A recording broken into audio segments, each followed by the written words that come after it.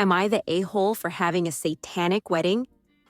My fiance and I are in the planning phase of our wedding. Yay. And I recently told my mom that a friend of mine, a very lovely Satanist metalhead, would be officiating the wedding as per the Satanic Temple wedding ritual. An argument ensued where she expressed to me that it was disrespectful. I told her that I had no intention of doing anything in poor taste, and that we wanted a fun wedding that was defiant and defied expectations. I asked her why she was offended, and if she was Christian, Catholic, etc., to which she replied, no. She texted me later that night and expressed that she didn't know why she told me she wasn't Catholic, and that she actually was. She then informed me that if we held the wedding like this and included a satanic message, that she and my dad wouldn't attend. Since then, there has been constant fighting with her, and there has not been a resolution. For context, I come from a very supportive, non-religious family. My father is an atheist, and always has been. Until this issue with my mom, she had never been Catholic, never really gone to church, never raised us with a faith, never expressed theistic religion or anything. It was, however, brought to my attention that when she and my dad got married, it was at a Catholic church. I was too young then to know this, so it was news to me. One of my mom's points is that doing a ceremony like this feels to her like an insult at her wedding ceremony directly, like we're doing it to defy her. I told her that it had nothing to do with her and that it wasn't about her, to which she told me it was unfair to tell me things aren't about her. Added context, I am a trans woman marrying another woman. My parents love my fiancé dearly and have been accepting and supportive of my identity for as long as I can remember. Now, functionally, this is a normal wedding ceremony for all intended purposes. Truthfully, fiancé and I are just freaks who want a freak wedding. It's harmless, as is the Satanic Temple and its beliefs if you look them up. It's non-theistic, community service-oriented religion, in the loosest sense of the word. We just wanted to do something fun. The thing is, I have no intention of changing anything about our wedding to accommodate my mom. Fiancé's family is cool with it. All of my family members are cool with it, but my mom insists that she and my dad will not be attending if we hold the ceremony in this way. Am I the a-hole, or is she being unreasonable? Edit for added context. The Satanic Temple aligns with our values and we aren't doing it for the image. Person doing the ceremony is my best friend and is fully supportive. Would I be the a-hole if I went to a friend's memorial service despite my brother not wanting me to? For context, we are both young adults and live with our parents, me being older by a couple of years, so we met and often hung out with each other's friends and neighborhood kids while growing up. We are both very close, to the point where if something significant happens in his life, he tells me first and then our parents. The issue starts a couple of days ago, when a friend of his died suddenly. I'd rather not go into details about the death itself, as I'm not aware of the circumstances. The kid used to hang out at our house with my brother's other friends and lived pretty close by, so I had a couple of conversations with him and he seemed nice and considerate. The type of person who's more introverted in social settings but outgoing in online websites. He was struggling to find his place in the world and had finally settled for a degree for college. He was supposed to start this year. The news hit hard, especially because he was the youngest in the group.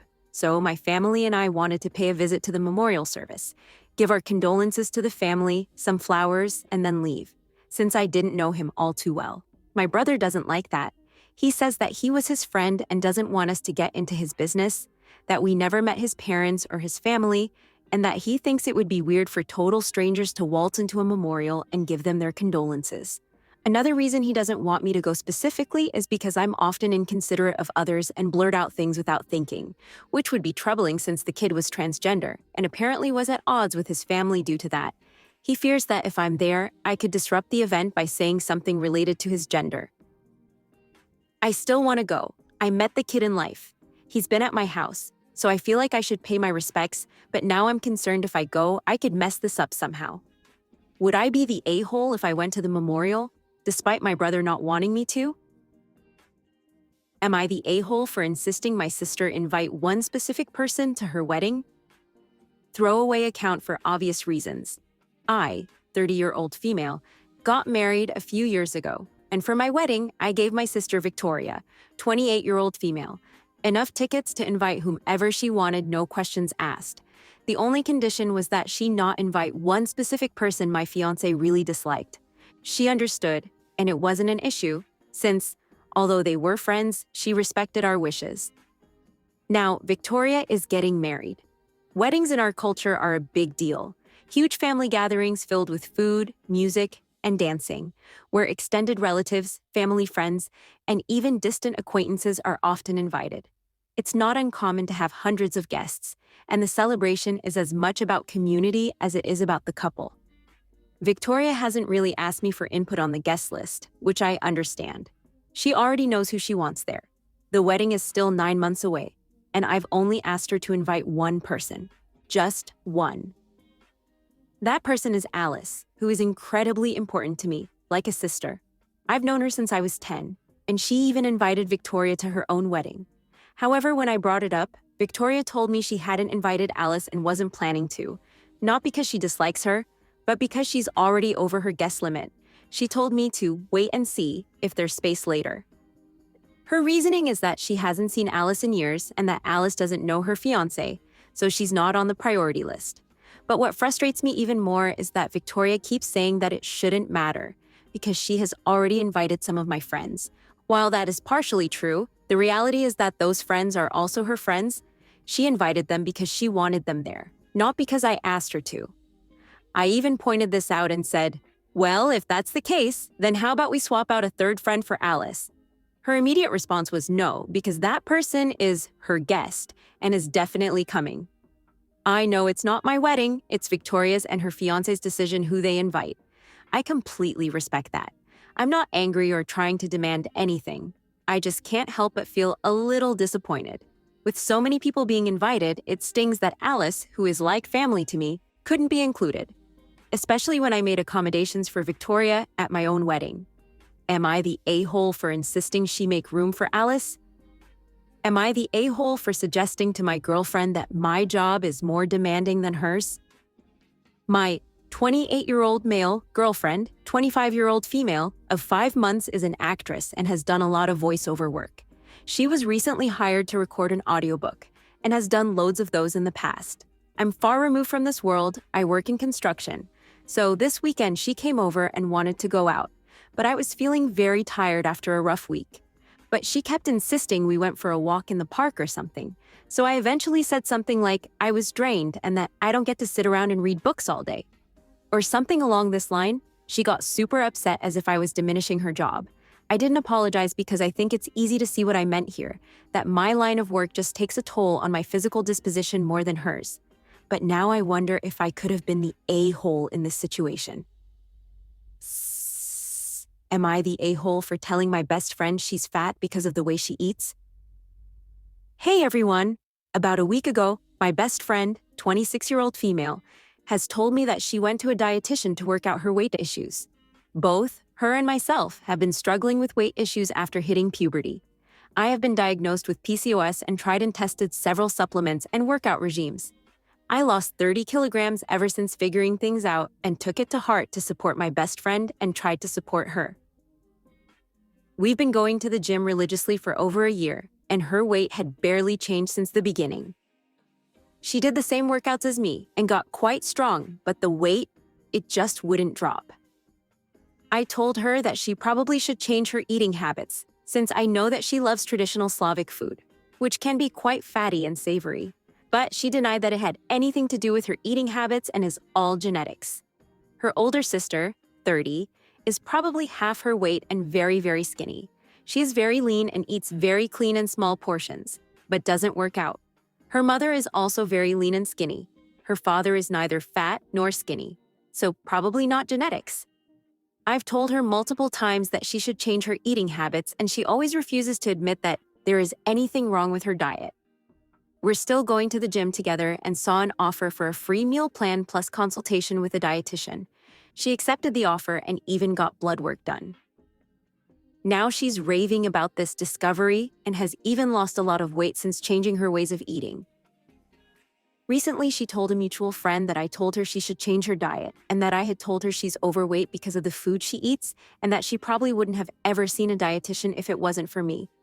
Mind you, I never said fat. I never considered her to be fat or would ever say it to her like that.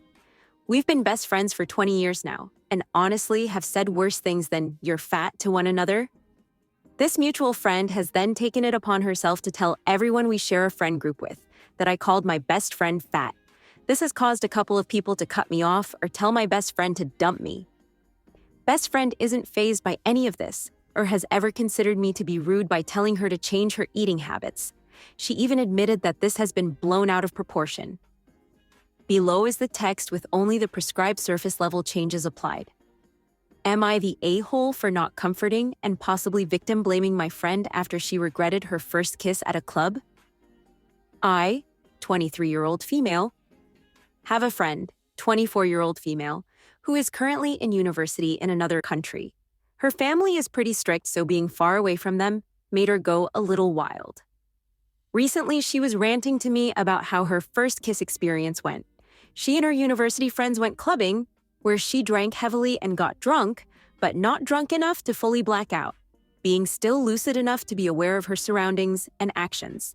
According to her, this guy started approaching her, and they ended up grinding, and eventually the guy kissed her, and it escalated into a full makeout session. The next morning, she immediately regretted letting the guy do that to her, and she called me for support. While she described the story, it seemed like she wanted me to reassure her that the kiss didn't count or to sympathize with her. However, I found it hard to comfort her or feel sorry for what she experienced, because firstly, she knew her friends that went with her were going to be drinking heavily as well, so there's no one looking out for her, and she's going to be on her own. Secondly, she consented to the guy kissing her at that point, not saying no, pushing him, walking away, and also she kissed him back, which was what caused the kiss to become a full makeout session. I knew she could have done something because after the kiss happened, the grinding continued, and she began feeling uncomfortable about the guy starting to touch her inappropriately, and so she walked away right away. So it's not like she couldn't have done anything if she did not want him to kiss her.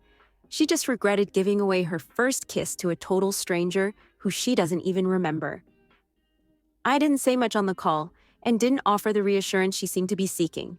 I felt conflicted because I think she willingly engaged in the situation and only regretted it afterward.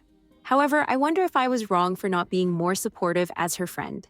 I might be victim blaming as well for thinking that she should have been more careful and responsible about her alcohol intake, knowing that she has no one watching out for her. Am I the a-hole? Edit. I did not say much on the call as I was in complete shock that this happened to her. I was in no way judging her, and I feel really bad that her first kiss, which is something she was looking forward to, was taken away like this. I am just wondering if I am the a-hole for not showing her the support that she wanted me to. That is, telling her it doesn't count as her first kiss.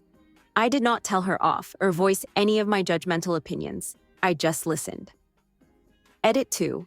My friend asked me, and I quote, "It doesn't count, right, as to whether this is her first kiss experience or not. I am not assuming anything." Am I the a-hole for telling my dad off about a stupid cake? Recently, I had baked a cake for my father since his birthday came up, and I intended it to share between him and me. Recently, I got mad at my brothers for something they did, so I really didn't want to give them any cake. I came home to see that a lot more of the cake had been eaten, so I asked my dad about it, and he said he shared it with my brothers. I got irritated that he did that. Also, I told my brothers if they ate it, they owe me money. I am a broke high school student, so I went to my brother's room and asked them for money, and they denied responsibility for eating and said that it was okay because my dad gave it to them. I got angry at him because I told him that I didn't want them to have any of it. He said he wanted to repair the relationship between me and my brother by sharing something that I made. I don't think that it's his business to do that. He didn't seem to understand, so I kind of told him off about the cake and how it hurt my feelings. He still did not care. He felt like it was something useless to even talk about. Am I the a-hole for telling him off about the cake I made? Also, for reference, every single time I get mad or tell him off, he just says, "I'm sorry that you got offended," and never owns up to his action. Edit. This was not on his birthday. It was 3 days after. Mom forgot to bake a cake because she has been busy with extended family passing. I also told my dad before I even baked the cake that they can't have it. Yes, I wanted it to be a moment between me and my father. And no, it wasn't a petty reason why I am not letting my brothers have it. Am I the a-hole for avoiding my mom after she told me to suck it up when I broke my fingers? I was at the gym where a heavy weight fell onto 3 of the fingers on my left hand. I was in such severe pain that I thought I was going to pass out. While sobbing, I called my mom, as I am at college, far away from home. I told her that I thought I broke my fingers and that I wanted to go to urgent care. My mom has never been empathetic for physical injuries and mental health issues. When she heard me, she told me to suck it up and rest. I figured I would wait for a while. Who knows, she could be right. Edit. I feel I should mention that my fingers did not look deformed, so other than the bruising and swelling, I was unsure if they were broken or not. While waiting, my roommate came home and saw the state that I was in. She took one look at my hand and assured me we had to go to urgent care. I didn't want to betray my mom because she always said to never go to the ER or urgent care due to our terrible insurance. However, I went and researched the cost of an out-of-pocket X-ray at the nearest urgent care, and it was only $200, which I was willing to pay. I told my mom this, and she said, "You better hope your fingers are broken, or else I'm not helping you pay for anything." So I was under a weird circumstance where I hoped my fingers were broken for the sake of saying, "I told you so," to my mom. I finally went to urgent care and got an X-ray. They confirmed both my pointer and middle fingers were broken and may need surgery if not healed properly. When I called my mom back later that day and told her the news, she basically laughed and told me I should be glad that they were broken. 3 weeks have gone by, and I have not spoken to her since. She's texted me and asked for updates on my fingers, but I feel conflicted on why she's suddenly acting like she cares when she clearly didn't in the first place. She's also not someone you can easily share your feelings with, so I'm not sure how to go about our next conversation. Should I just ignore it or try to bring it up with her? Am I the a-hole for refusing to help my dad's ex-wife with rent after his passing, even though she is struggling and my half-brother is still a minor? So here's the situation. My dad passed away 3.5 years ago when my half-brother was 11 years old. My dad and his ex-wife had been separated for about 5 years before his death, but they weren't legally divorced. During that time, they didn't really have much contact, and she didn't join any family gatherings or events. Even during the funeral, she wasn't there where my aunt, my grandma, and I, 32-year-old female, were, and I didn't have a close relationship with her. My dad was also struggling financially, and he didn't leave anything behind apart from a small boat he had purchased in my name, which I sold and put the money aside for my brother's future and started paying towards his needs, such as education fees and monthly allowances for him. My dad had still been supporting my half-brother's mom financially, even though they weren't living together, and I only had to communicate with her a few times after his passing about my brother's expenses. Here's where things get tricky. My aunt has been paying the rent for my dad's ex-wife and my half-brother for the past 3.5 years, as my dad's ex-wife claims to be struggling financially. She works full-time, but also receives a pension through my dad. Now the landlord wants them to move out, and my aunt, who has been helping with rent all this time, is not in a position to pay for the rent in the future apartment. My dad's ex-wife is now asking me for help with rent, claiming she's still struggling. I'm honestly conflicted. I don't have a strong relationship with her, and I don't feel it's my responsibility to help her out with rent, especially when I'm already helping my brother. I've made it clear that I can't help with the rent, but she's persistent and threatening me to tell my brother that I'm this bad sister who is not helping him out with their housing situation, and she told me if I'm not helping her out with rent, I shouldn't act like a good sister and help out on anything else as well. I feel like it's not fair that I should take on this burden when I'm already looking out for my brother's well-being, and especially when my aunt has already been helping her all this time. My primary focus is on my brother's future, and I just don't want to take on any more responsibilities that aren't my own. I also want to mention that while my dad financially supported his ex-wife, when they were separated, their relationship was strained, and I never felt close to her. I'm struggling with whether I'm being unreasonable for not helping her, even though she's in a tough situation. So, am I the a-hole for not wanting to help her out with rent, even though she's claiming that she is struggling? Update. I just want to provide a bit more context about the countries involved without going into too much detail.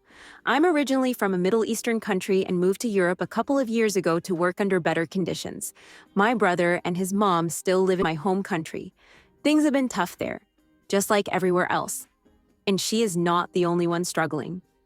In our culture, families help each other out. However, even though my family loves my brother and has done everything to support him, we feel like she is using us at this point, and I don't want to give in to her manipulation. My mom was a single parent who worked 2 jobs to provide me with housing and all my needs until I was able to provide for myself.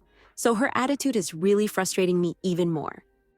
As some of you suggested, I don't want to help her with budget planning or finding a new apartment because I'm afraid that if I help her even a little, she'll keep asking for more. I also think she wants to maintain an expensive lifestyle. She isn't into drugs or gambling, as far as I know, but she does spend a lot on luxury cosmetics, branded clothes, and even some Botox and similar treatments. Regarding taking my brother to live with me, it would be very complicated due to visa processes, but if things get worse, I will do everything in my power to arrange that. I told her that life is tough for everyone. I'm in no position to pay rent, and I'm not going to send her any money from my brother's account for her rent because he will need it more in the future. It is her responsibility to find somewhere to live within her budget. I also told her I don't want her to contact me ever again about anything related to this topic, as I don't believe it is my responsibility to help her. She was shameless enough to say that she didn't want the full rent, just my share that I had to support for my brother's sake.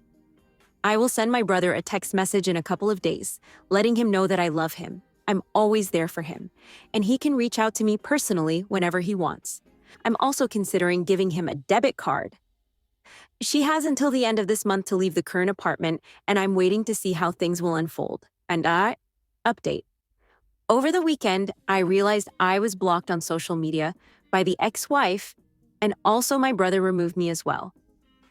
I reached out to my brother directly because I wanted to make sure he knew that none of this was his fault and that I will always be there for him. I didn't want to say anything that could damage his relationship with his mom, but I needed him to know that I did nothing against him and that he can always reach out to me. To my relief, he responded right away and reassured me that he has no hard feelings toward me at all. He already knew that a lot of what his mom told him wasn't true and even said he was actually happy about the decision I made. He told me that if he were in my position, he would have done the same thing. One of the most upsetting parts of our conversation was when he admitted that he never liked asking me for money through his mom because it made him feel like a beggar, but she insisted on it. He also told me that she had been looking for an apartment way beyond her budget and had been trying to collect money from different people to afford it, which confirmed my suspicions. I also learned that now they found an apartment within whatever budget she has. What really broke my heart was when he said he needed to delete our messages because his mom sometimes checks his phone, and if she found out we talked, she would be very upset with him. It made me realize just how much control she has over him. I reassured him that the money I was sending for him is still his, kept safely with me, and that when he needs anything, I will find a way to help him. But it won't be through his mom anymore. He understood and seemed relieved. He also told me that he's already thinking about his future carefully and wants to choose a profession where he can be financially independent, so he never has to worry about money. Honestly, I was happily surprised by how mature and self-aware he is for a 15-year-old. Despite everything, he's handling the situation with so much understanding and perspective, and it makes me even prouder to be his sister. For now, I will keep in touch with him privately to make sure he knows he is not alone. I told him that when he grows up, I'll be there to support him, especially for things like university. He knows that no matter what happens, I will always have his back. Edit. I'm not giving him a debit card or anything as clearly he doesn't need or want it. I will save the money for his future. Am I the a-hole for planning to be angry at a surprise MLM that I'm being guilt-tripped to going? My wife has been guilt-tripped by our neighbor to go to something called Cooking Show, and I had no idea what this was, but after research, I learned it basically a demonstration to sell us super expensive cookware. And what I mean expensive, I don't mean like $100 stuff. I mean like 1K cheese graters, pots and pans in the upwards of 10K. On the prospect that it supposedly helps reduce autism and diabetes or something. I like these neighbors, but I felt betrayed on why they would invite us to this. I have asked others, and it's basically being stuck hearing this for possibly 3+ hours. I work hard on my weekdays, and doing this on Saturday makes me pissed. And I know I don't have to go, but my wife is pressured to go as she wants to be polite. so I have to go because my wife is telling me to. So I told her I'm gonna be so grumpy going into this, and she told me that's unreasonable. Am I the a-hole for kicking a pregnant woman out of her seat? Okay, so this happened a few hours ago, and I've only just calmed down because I hate conflict. Basically, I was doing a long travel day, 5-ish hours, so I booked my train in advance to ensure that I had a reserved seat. When I get on the train, a woman is in my seat, so I politely inform her that I think that's my seat, show her my ticket, and ask her to move. She checks her ticket and just says, "Well, I must have sat in the wrong seat," and puts her head down. I say that it's my seat and could I please sit in it. At this point, her partner sitting opposite her starts speaking to me in what I perceive to be an aggressive tone. He suggests I find another seat, which there are none because it's busy, and I say, but I booked that seat and there are no other available seats in the carriage. He then raises his voice and says, well, someone else is in our seats and that his missus is pregnant. I say I understand and that I have a heart defect, which I do, and said everyone has their own medical issues and reasons standing for long periods of time might be difficult. And here I could be the a-hole. I ask him to not speak to me in an aggressive tone and that I will make a complaint. He then starts swearing at me and I ask him to stop. Eventually, the woman gets up and allows me to sit there, and he continues to berate me saying he hopes I feel good for myself and that I'm quiet now I have my seat, when really I just stopped engaging as I felt there was no point. One of the men who was sat beside him offers that he and his partner sit in the seats opposite me. It's a table seat. At which point he sits his partner down and then laughs at me and points in my face. Eventually, when the ticket inspector comes around, they are asked to move to their assigned seats, and she asks if I'm okay as another passenger had made a complaint on my behalf. Even so, was I the a-hole? Should I have just left them alone as she was pregnant? And did I in any way escalate the situation?